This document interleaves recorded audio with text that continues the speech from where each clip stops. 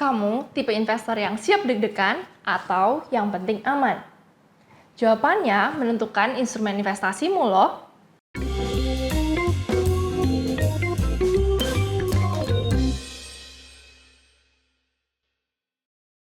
Di episode ini, kita akan bahas instrumen investasi yang sering bikin bimbang investor pemula. Lebih baik pilih saham atau obligasi.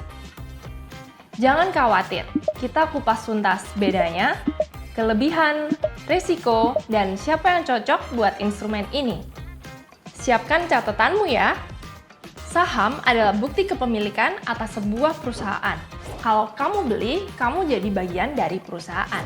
Keuntungan utama, dividen dari laba, dan capital gain kalau harga saham naik. Tapi resikonya juga besar, seperti harga fluktuatif yang berpotensi rugi.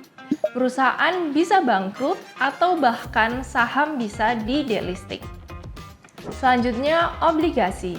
Ini adalah surat utang yang diterbitkan pemerintah atau perusahaan. Investor akan menerima bunga atau kupon secara rutin. Keuntungan dari obligasi ini berupa pendapatan bunga stabil dan pokok utang dikembalikan saat jatuh tempo.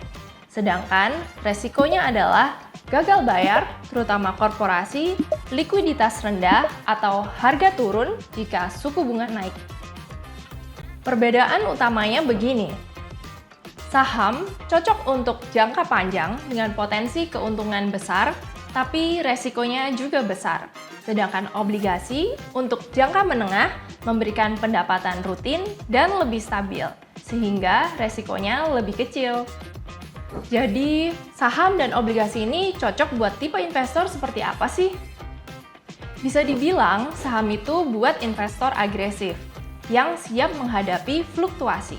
Sedangkan obligasi buat investor konservatif yang mengutamakan stabilitas dan butuh pendapatan rutin. Jadi, mana yang lebih menguntungkan? Saham jika perusahaan tumbuh pesat, obligasi jika kamu butuh pendapatan rutin. Strategi terbaik buat pemula, jangan pilih salah satu, tapi kombinasikan keduanya.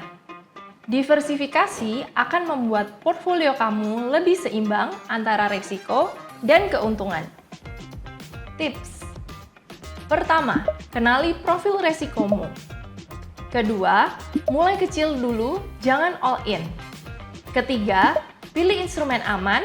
Untuk obligasi, mulai dari ORI atau SBR, obligasi pemerintah. Intinya, saham dan obligasi bukan soal mana yang lebih baik secara mutlak, tapi mana yang sesuai dengan tujuan dan profil resiko kamu. Untuk pemula, kombinasi keduanya adalah strategi paling bijak. Sekian dulu kelas dari Cermati University kali ini. Tunggu dan tonton terus video Cermati University supaya makin cermat dan juga tepat dalam berinvestasi. Sampai ketemu di episode berikutnya.